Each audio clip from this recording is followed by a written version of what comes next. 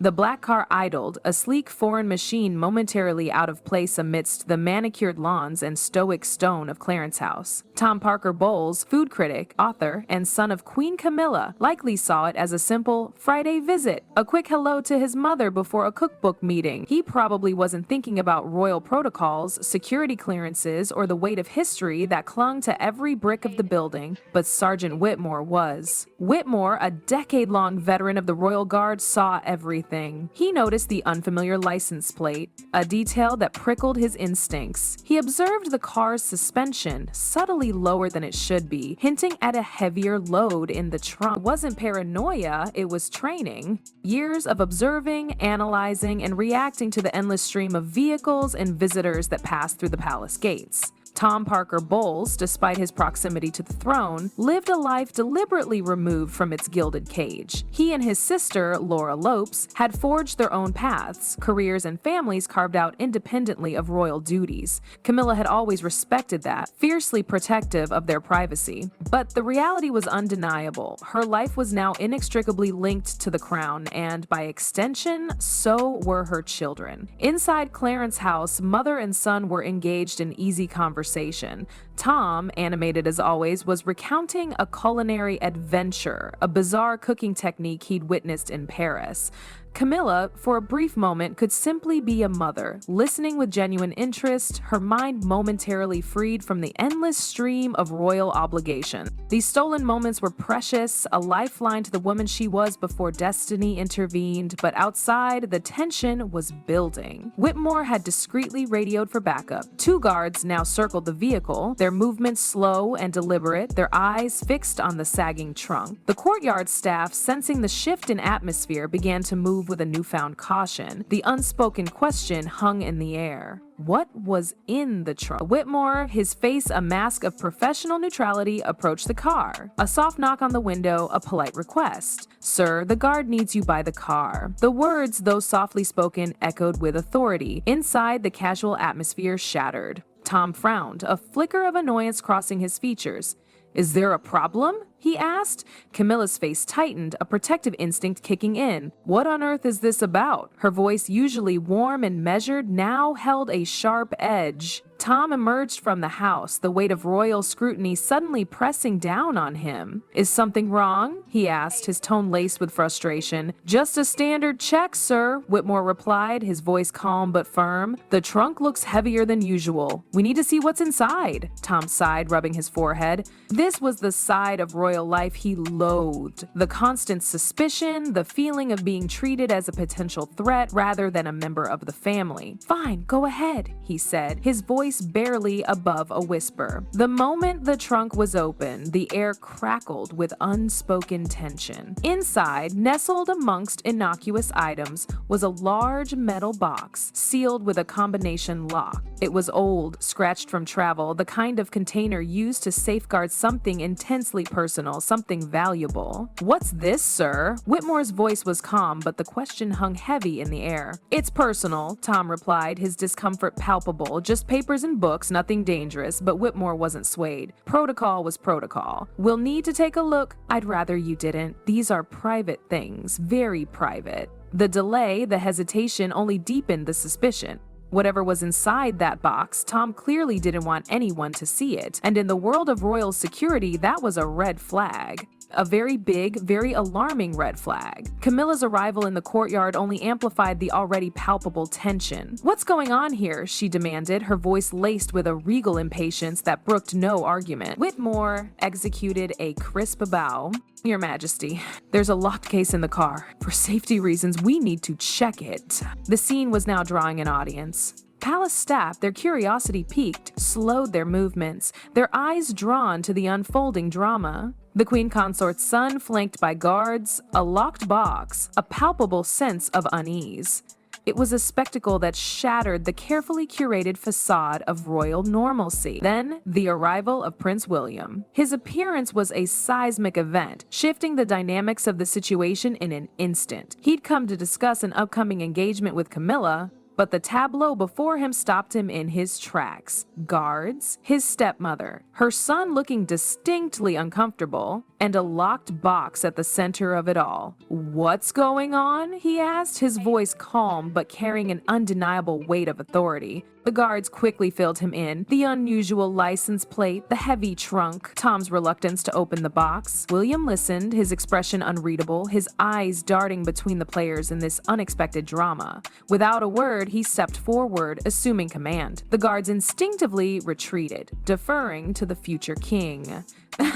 Camilla's displeasure was evident, a subtle tightening of her jaw, a flicker of annoyance in her eyes. She clearly resented William's intrusion into what she likely perceived as a family matter. But William was unmoved. He turned to Tom, his gaze unwavering. The unspoken order hung in the air. "Open the box." Tom stiffened, his body language radiating resistance. He considered the contents private, beyond the purview of royal security. He was not a royal, damn it. He was a private citizen. William's response was equally clear. As long as the box remained within the royal grounds, security trumped privacy. If there was nothing to hide, then prove it. The air crackled with unspoken conflict. The future king versus the queen consort's son. A battle of wills played out in the heart of the royal residence. William took the key from Whitmore, his movements precise and deliberate. The lock clicked open, the trunk lid creaked, and the contents were revealed. Silence descended. Inside, neatly arranged, wrapped in tissue and secured with elastic bands, were stacks of handwritten pages. Beneath them, several leather-bound diaries, their edges worn, their covers creased with age. At the very bottom, 2 sealed envelopes, the handwriting unmistakable, Deanna's. The handwriting on the pages was instantly recognizable. The bold curves, the quick strokes, the distinctive slant. It was the script of a ghost, a voice from the past that had been deliberately silenced.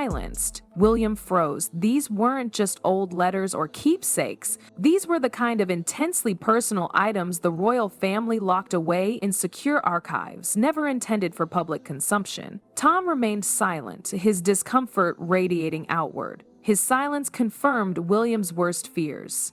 The handwriting belonged to Princess Diana. How her personal effects had ended up in Tom's car was a question that hung heavy in the air. He offered no explanation, no justification. His silence was an admission, a tacit acknowledgement of the gravity of the situation. This wasn't just about a strange box in a car. This was about something far more significant. Something hidden, something deliberately concealed. William carefully picked up one of the diaries, the leather worn smooth by years of handling. He held it gently, as if cradling a fragile piece of history. His mother had held this, poured her heart and soul into its pages. These weren't just family papers.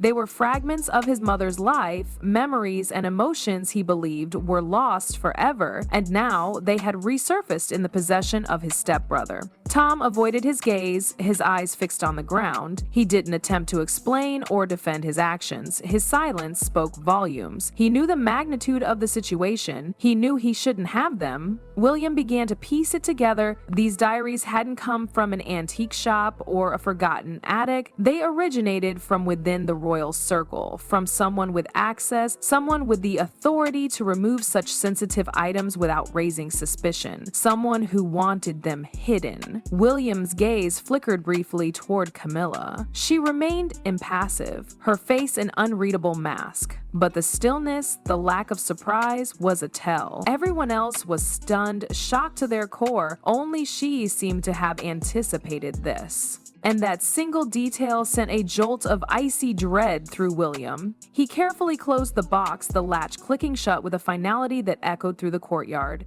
The air was thick with unspoken accusations, with the weight of a past that refused to stay buried. What had just transpired wasn't just about the shocking discovery of Deanna's private papers. It was about the implications, the questions that now demanded answers. If these diaries and letters, supposedly locked away in the most secure archives, could be pilfered, what else was missing? And why had they ended up in the possession of Camilla's son? The guard stood rigidly at attention, awaiting instructions. William didn't hesitate. "Take this away," he commanded, his voice steely. "Immediately, no copies are to be made, no one is to touch it, and no more question." Whitmore, ever the professional, snapped into action. He summoned 2 additional guards, and together they carefully lifted the heavy trunk, carrying it toward William's car. Tom finally broke his silence, his face a mask of conflicting emotions. He wanted to protest, to defend himself, but the words caught in his throat. He looked trapped, caught between loyalty to his mother and the overwhelming gravity of the situation. As the trunk was loaded into William's vehicle, the slam of the door reverberated through the courtyard, signaling the end of one chapter and the ominous beginning of another. For William, this wasn't just about recovering his mother's belongings. It was about a betrayal, a violation of her memory, a theft from her legacy. And those stolen pieces had somehow found their way into the hands of Camilla's son. The implications were staggering. Later that day, within the sanctuary of Kensington Palace, William carried the trunk himself. His muscles straining under its weight, he deposited it inside a secure safe in a private room, dismissing his staff with a curt wave. He needed to be alone, to confront the ghosts that had been unleashed. He opened the trunk slowly, reverently, lifting the first stack of letters. The handwriting was unmistakable, his mother's familiar script, penned in 1995, a year of profound turmoil in her life. The words leap off the page, raw and unfiltered. Diana wrote of being relentlessly pursued by paparazzi, of her phone calls being tapped, of a constant suffocating feeling of being watched, of being trapped. She spoke of Charles's indifference, his emotional detachment, and she wrote of Camilla, her presence a constant shadow, a haunting reminder of the love she could never fully possess.